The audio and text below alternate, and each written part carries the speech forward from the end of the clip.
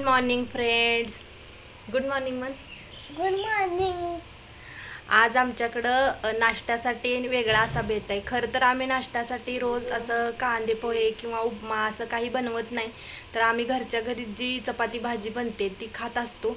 पण ह्याच्या हट्टामुळे आज आम्ही भन्नाट असा नाश्ता बनवायला जात आहोत.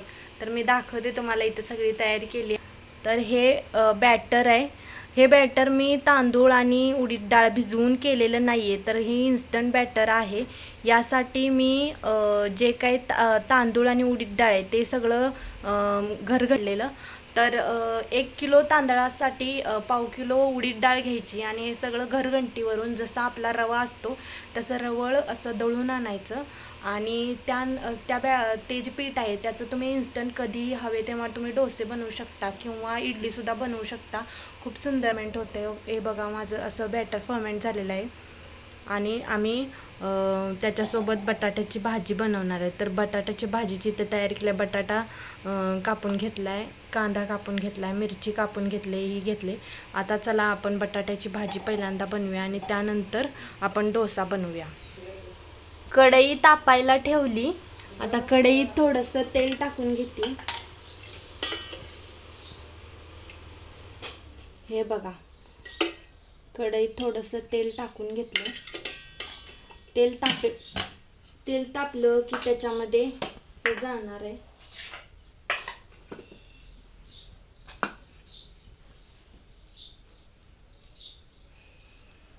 तेल तापलं, आता ह्याच्यामध्ये जाणार आहे पहिल्यांदा कढीपत्ता, त्यानंतर कांदा आणि यानंतर थोडीशी जिऱ्याची पावडर टाकणार आहे मी. आणि टाकणार आहे हळद. बंद करू नका लाईट. हळद फक्त एवढंच टाकलेलं आहे मी. आम्ही कोणतेच मसाले वगैरे वापरत नाही. गरम मसाला वगैरे वापरत नाही, कारण छोटा मुलगा खाणार असल्यामुळं गरम मसाल्यामुळं नंतर पोटामध्ये जळजळ होते. तर एवढेच पदार्थ, म्हणजे जे काही फोडणीचं सामान आहे ते मी वापरले. इकडं दाखवता. तर तवा मी गॅसवरती ठेवला. गाईज, माझा तवा जो आहे तो नॉनस्टिकचा तवा नाही आहे, कारण मी नॉनस्टिकचा तवा वापरत नाही. नॉनस्टिकच्या तव्यामुळं शरीराला खूप हानी पोचते.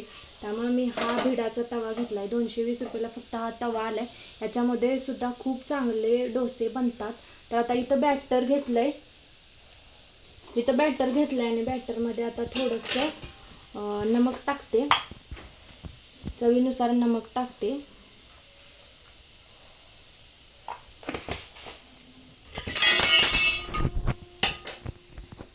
आणि अगदी चिमूटभरच सोडा वापरलाय मी.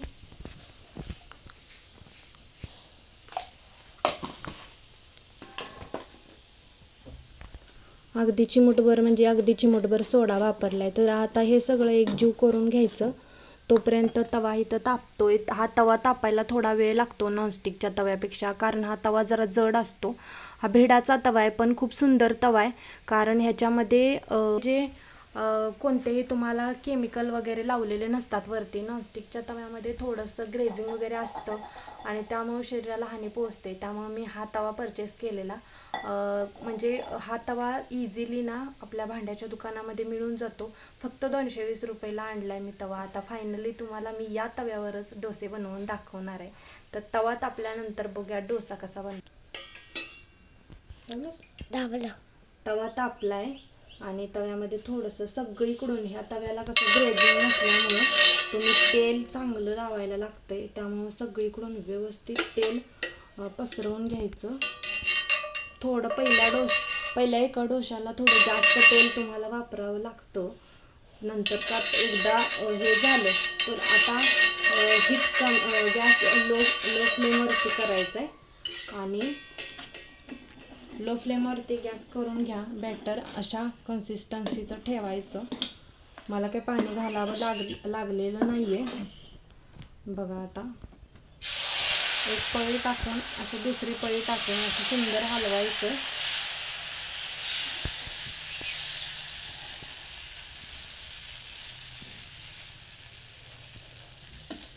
तर हा डोसा आपला गेलेला आहे. आता डोसा टाकल्यानंतर तुम्ही फ्लेम मीडियमवरती ठेवून छान भाजून घ्यायचा.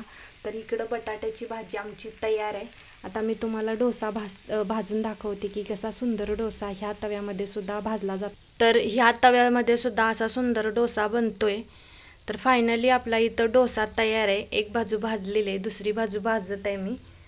तोपर्यंत आमच्या आजीचा आज उपवास आहे, आज एकादशी आहे फ्रेंड्स. तोपर्यंत मी तिच्यासाठी शाबू भिजत घालते. खरं तर रात्री माहीत नव्हतं की आज एकादशी आहे. आज एकादशी आहे ते रात्री माहीत नव्हतं, सकाळी अचानक माहीत पडलेलं. त्यामुळं थोडंसं आत्ता शाबू भिजत घालते.